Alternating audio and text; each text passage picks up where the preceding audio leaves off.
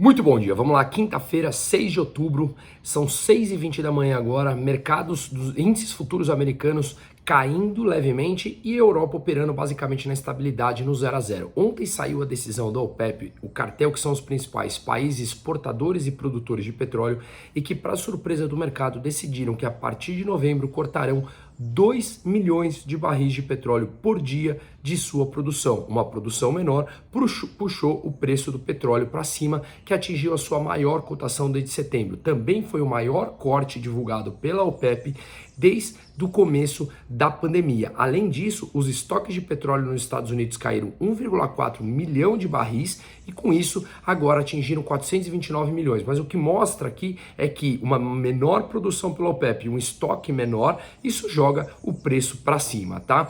Basicamente a OPEP falou que a economia mundial está com incertezas e, portanto, ela decidiu cortar essa produção. Então, o estoque está baixo e capacidade ociosa no mundo também está muito baixa, justamente por as economias terem pregado contra o petróleo na última década, que foi um erro estratégico muito grande e levou ou desincentivou investimentos na área, inclusive de estudantes de engenharia de petróleo, que caiu drasticamente e agora não tem mão de obra para encontrar. Erro estratégico crasso dos países por conta de alarmismo verde, que agora tentam correr atrás e mudar isso, tá? Basicamente, os Estados Unidos foram contra esse corte de petróleo.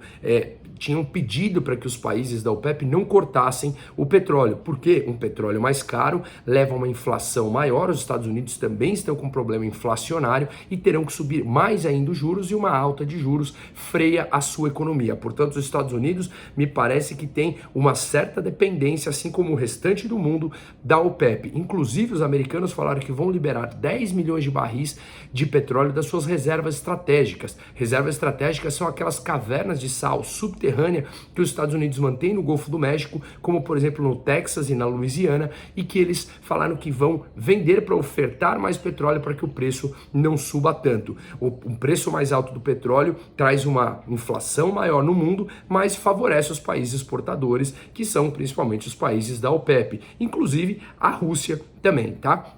Continuaram saindo dados nos Estados Unidos melhores do que o esperado. Então, os dados de serviço veio acima do que o mercado esperava e acima da média histórica. A hipoteca, a taxa de hipoteca de 30 anos, ou seja, os juros que quem está comprando uma casa paga, bateu 6,75 nos Estados Unidos, a maior desde julho de 2006. No mês passado, para ter uma ideia, estava em 6,5, subiu para 6,75. Foi a 7ª semana seguida de alta de juros de hipoteca nos Estados Unidos. Além disso, eles criaram 208 mil empregos na variação de empregos privadas, quando no mês passado tinha sido 185 mil. Dados mais fortes de economia mostram que eles terão que subir os juros mais ainda e, portanto, frear a economia americana. Além disso, os salários pagos para os trabalhadores subiram 7,8% comparado ao mesmo mês do ano passado para aqueles que se mantiveram no mesmo emprego. Para quem mudou de emprego, subiu quase 16%.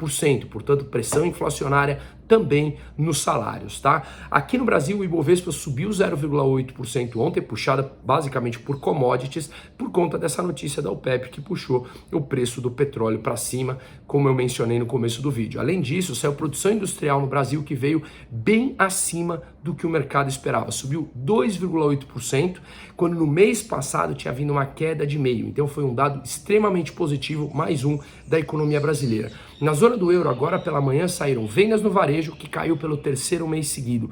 Dados da construção, 5º mês seguido de retração na Europa. E na Alemanha, a encomendas à indústria caiu drasticamente, uma queda de 2,4%, quando no mês anterior tinha vindo uma alta de 1,9%. Então, dados mais complicados da Alemanha. E para finalizar, o presidente russo, Vladimir Putin, ele assinou um decreto em que a 9ª maior usina nuclear do mundo e a maior da Europa, que é situada em uma cidade ucraniana, que elas estão ocupadas ou parcialmente ocupadas pelos russos, eles anunciaram para pegar e que dominaram essa usina nuclear que agora pertence à Rússia.